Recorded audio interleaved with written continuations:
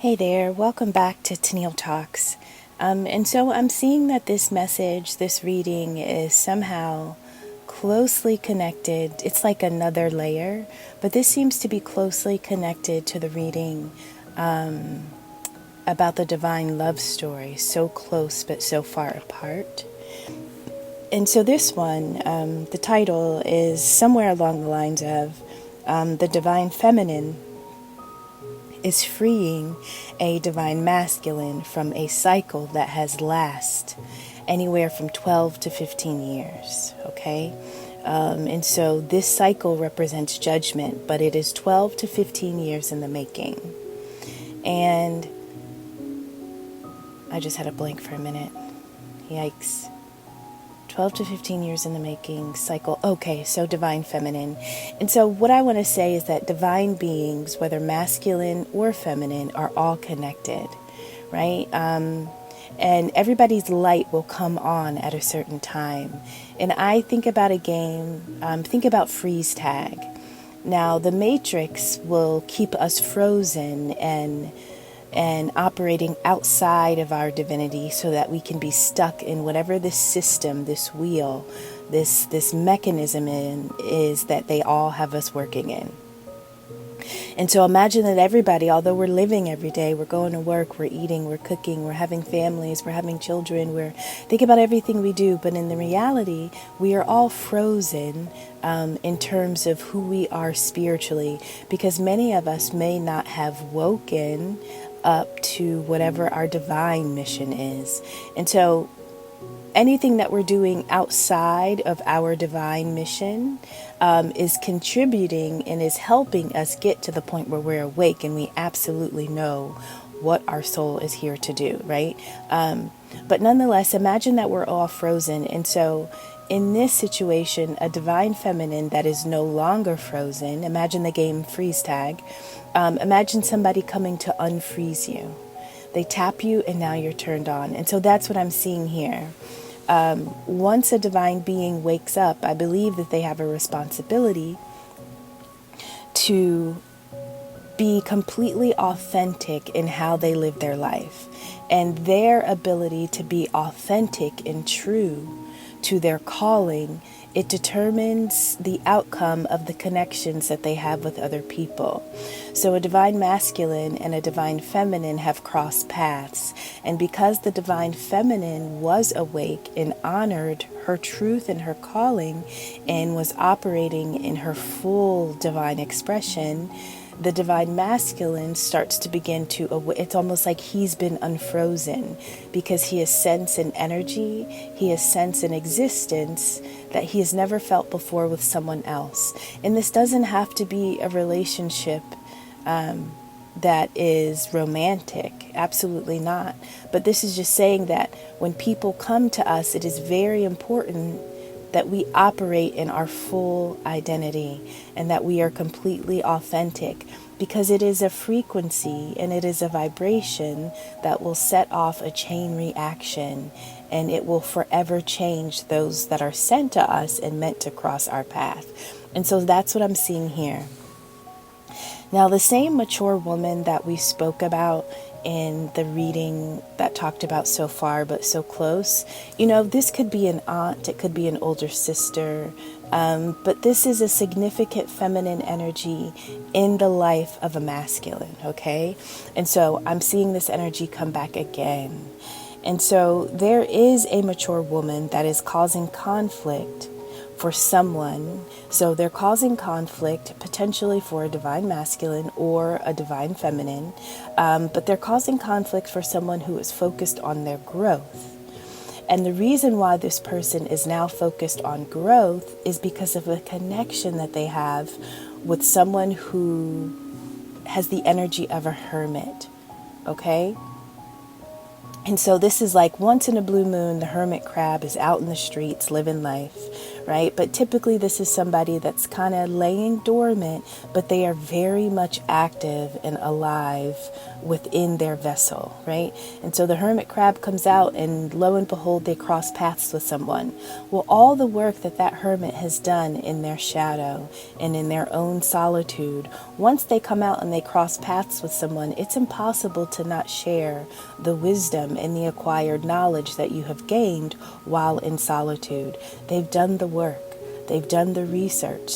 And so when they cross paths with people, those people that are experiencing their energy and listening to their voice and their understanding, those people are changed and shifted. And so that's what's happened here. Someone crossed paths with a divine being that has inspired them to grow, inspired them to truly develop and master their own sense of self. Now, the mature woman who is coming up as almost a spectator type of energy, who's operating on the outside of the life of this person that is about to wake up, doesn't like this, right? And so they are causing conflict for the person that is attempting to be unfrozen and for the person that is attempting to wake up, okay? Now, this hermit is a seer.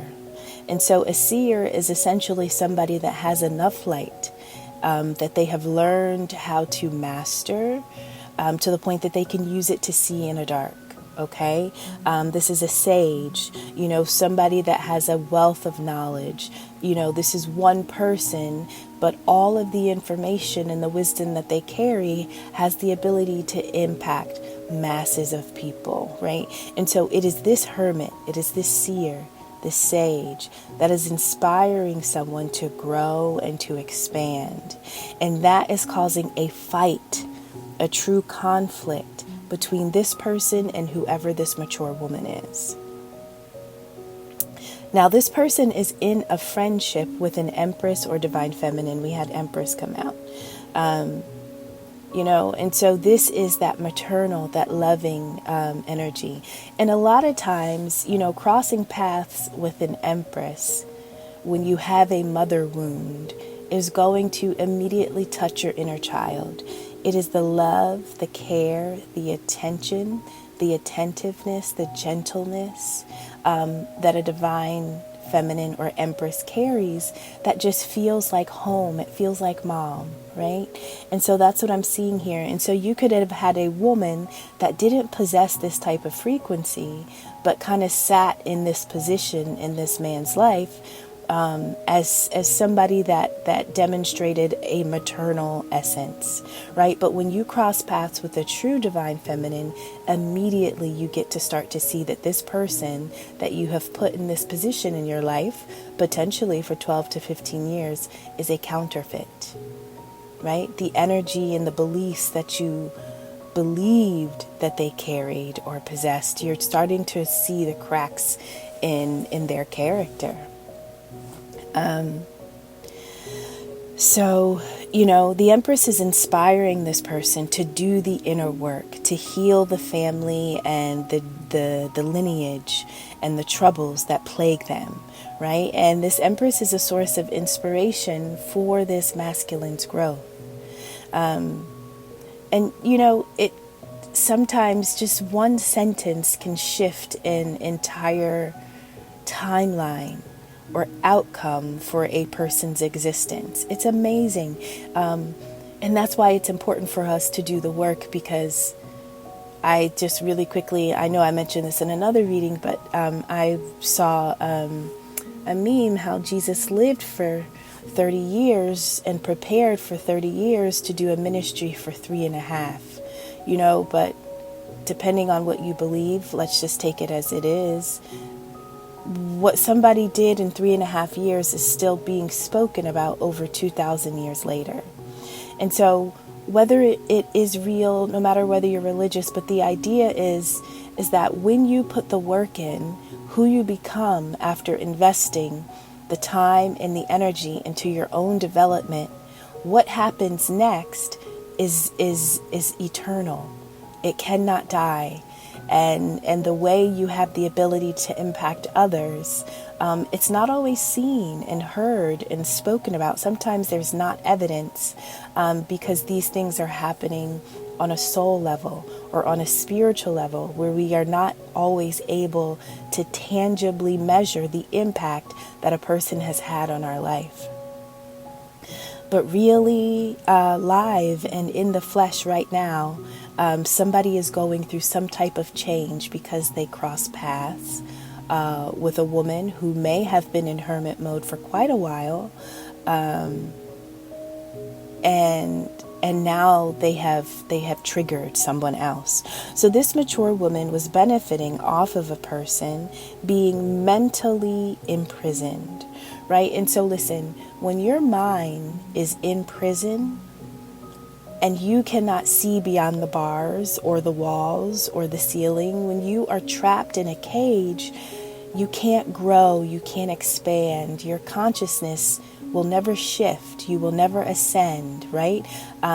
Your brain just it can never get to the end. And the way you grow and the way your consciousness expands is through your connection to the Most High. It's through your divine connection, right? It's the ability for God to literally pour information, to pour downloads, to pour messages into your crown chakra. But if your crown chakra is in a prison, nothing is coming out and nothing is going in. And so it is important to know that when you have done the work, when you cross paths with someone, you have essentially removed the cage around their mind. And the universe is mental. All things are mental. Everything happens in the mind. Life is a huge brain, and the brain has a collection of thoughts. And these thoughts translate to projections, and these projections become the lives and the realities and the beliefs and the habits and the behaviors and the cultures and the practices that we are all living every day. And so everything was first a thought. And it is a thought and a belief that you carried as a divine being that has literally removed the cage around someone's entire consciousness, you know? And so somebody was benefiting off of this masculine being in a mental prison. Somebody appreciated the fact that he had a cage around his mind and was never able to go beyond a certain distance. You know, I'm thinking of a collar or an electric fence, right? And the way that we protect our pets from danger. Well, in this situation, there is a mature woman that almost had a shock collar around the mind of this masculine, and he never felt safe to extend beyond a certain point without dealing with the repercussion. And the repercussion could have been the mood swings or the negative treatment or the abuse of whoever this mature woman was, right? And so this person essentially is held hostage and has been unable to free themselves from this karmic path and this mental prison.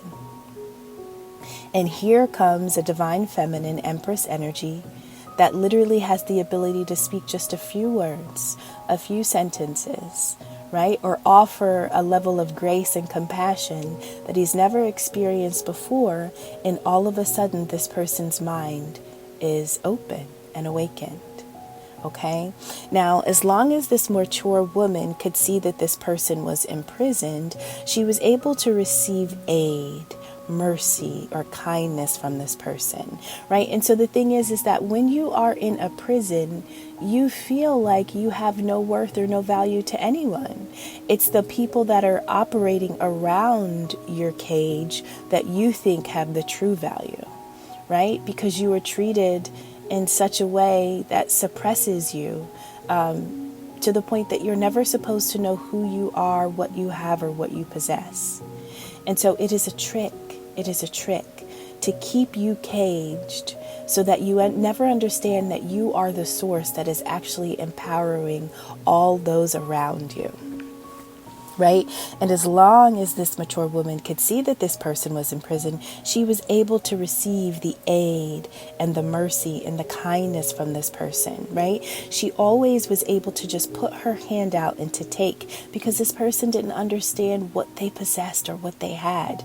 Now the mature woman did, which is truly sadistic and evil. She understood the truth, but translating that truth so that this masculine understand that was always supposed to be hidden. And so essentially the divine feminine Empress energy just blew the top off, right? The cover is blown.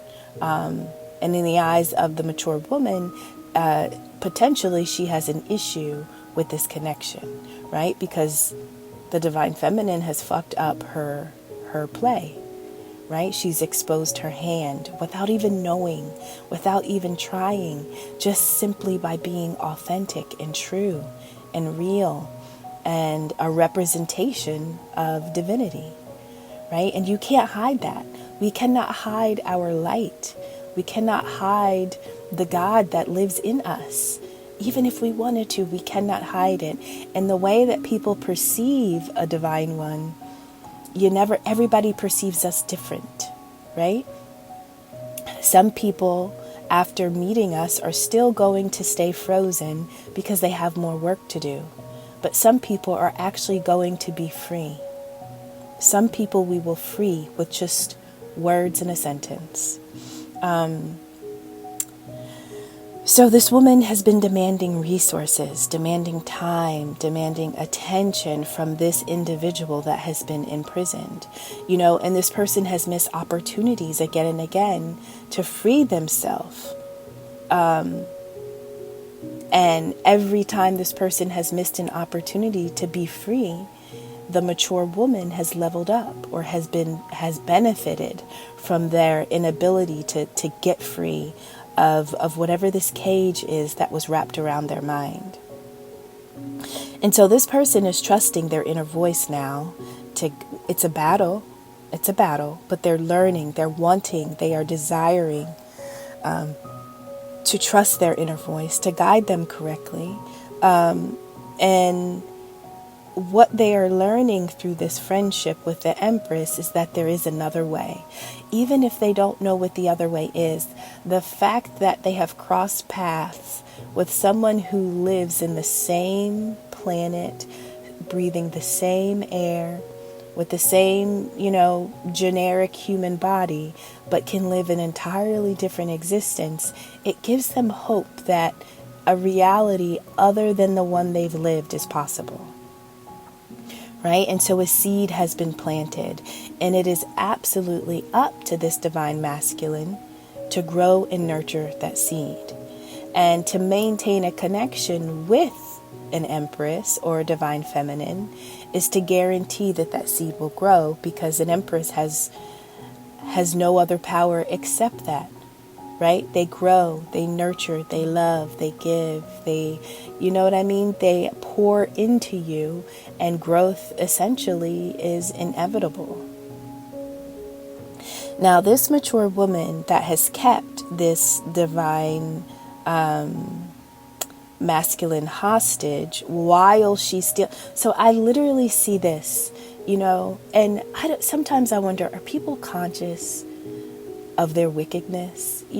Are they conscious of their wickedness, or are they operating outside of some subconscious system that they just don't know what they don't know, and God knows, I want to say they don't know what they don't know, but people know what they're doing. Nonetheless, it's essentially like, as long as I keep this man imprisoned to me and to my agenda, I have the ability to steal his life force, right? And just the same way that women are chased and bound and contracted out for the sacral energy of their womb, right? For their ability to manifest beautiful things, right? The same way that these women are contracted to group unknowingly to groups, covens, secret societies, and brotherhoods, the same way that they use women to grow their own agendas, that's essentially what this woman has been doing to the divine essence and the life force of this masculine. And as long as he was in a mental prison and unaware of his divinity and his divine essence and his true reality and his true nature and his true life calling, then she was able to benefit from everything that God had given him that he did not know he had, you know? And so she was able to use it. She was able to benefit off it. This is truly a selfish soul. A selfish soul that is benefiting from a selfless soul, right? And so this divine masculine wants freedom, and he has been fighting to retrieve his masculine life force. This is like, listen, I want to break free for you, but not only do I want to break free, but I want to repossess, run me back my energy. Everything you've taken from me, I want it back. Right? And so this is where we start to call back our energy. This is where we start to stand upright. This is where we start to set boundaries. You know? But this thief, who is this mature woman, has vowed to keep him as a hostage for her personal gain. Can you imagine? I mean, slavery still exists. It has gone nowhere. But it is energetic slavery. It is spiritual slavery. It is enslaving the frequency of divine beings so that they don't have the ability to access their birthright. And so all of these evil demonic people that are drawn to light ones for their light like to keep them stuck and stagnant so that people can thrive and flourish off of what God has seeded inside of them. And y'all, this happens in everyday relationships again and again and again. How often do we see men and women in partnerships with people that are not a reflection of their value and their worth, right? Just miserable, hateful people who don't know how to smile and laugh and be at peace. Something is always wrong with them. They're always complaining. They always have to have a problem, because as long as they can keep the light one chasing behind them to fix the problem, it's like they'll never be able to wake up and to understand like that their role is truly bigger than that relationship or that person's agenda, you know? And so people will often recognize your light and your divinity way before you do. And listen, you can get off of that bus. You can get off of the train. You can walk out of connections at any point, right? Now, the Matrix will say that you are in this contract called a marriage. You know, you are in this contract between employee and company. And so you are bound. The Matrix likes to bind us to systems and connections so that the harvesting can just continue endlessly. And so that is why we must wake each other up. That is why we must all at some point go into hermit mode and do our own shadow work. And then after we come out of hermit mode, it is time for us to display the wisdom that we have acquired. Because when we walk in our natural, authentic essence, we begin to hack the system. We begin to take over. You know, and one of us has the ability to impact 100,000. Just one of us has the ability to impact 100,000. And so if we all begin to wake up, the way the world shifts and the dynamics and the frequency of humanity begins to ascend. And obviously it's easy to say that, but there are levels to it, right? Yes. And so this Empress is, in some ways, whether she's speaking it or not, is assuring this person that he has not missed an opportunity to free himself from this vow, you know, this contract, this agreement that he has made with this person. You are free when you say you are free. There is no promise that you have to keep to anyone that is existing at your detriment, right? And in the event that you are self-deprecating, that definitely is a promise that needs to be broken, because it is one that is killing you, it is robbing you, it is stealing you. So this could be spiritual or physical, but there could be a court battle, a legal case between this masculine and this feminine, right? Now, whether this is happening in the physical, judicial, legal system here on earth, or whether this is taking place in the spiritual realm. This is the culmination of a 12 to 15 year timeline between these two people. Okay, and so this court case has entered into the judgment phase. And so both parties have essentially shared their testimony as to why they think the next step needs to occur and unfold the way they decide or the way they choose. Okay, so a court case, whether spiritual or physical, has entered a judgment phase for this exact situation. There is a shift occurring. There is a shift occurring, and it has taken 12 to 15 years to play out. Now, remember, it took 30 years for a 3.5-year mission for Jesus. And so 12 to 15 years sounds like a long time. But the way that this can play out in the existence of humanity, it's not as long as we think it truly is, okay? Transformation, power, death, rebirth, and evolution are what's taking place. So when we're talking about judgment, we're talking about death, things dying that need to die. We're talking about power. We're talking about a balance of power, restoring power, regenerating power, giving back the power to who it belonged to in the first place. When we're talking about rebirth, we're talking about someone essentially dying, right? A form of their personality, the way that they lived, a version of their existence is dying so that a new character, a new version of self can be rebirthed, right? And so this is a transformation. This is the caterpillar to the butterfly. But instead of staying in the cocoon for 21 days and then coming out as a butterfly, this is a 12 to 15 year phase of growth and development, right? And so this friendship, this network, this connection has triggered a balance, a equal give and take. And this exchange will lead to happiness, right? And so crossing paths with a seer, a sage, a hermit, an empress, a divine feminine is what caused this shift in momentum. And the outcome is happiness. And this is 12 to 15 years in the making.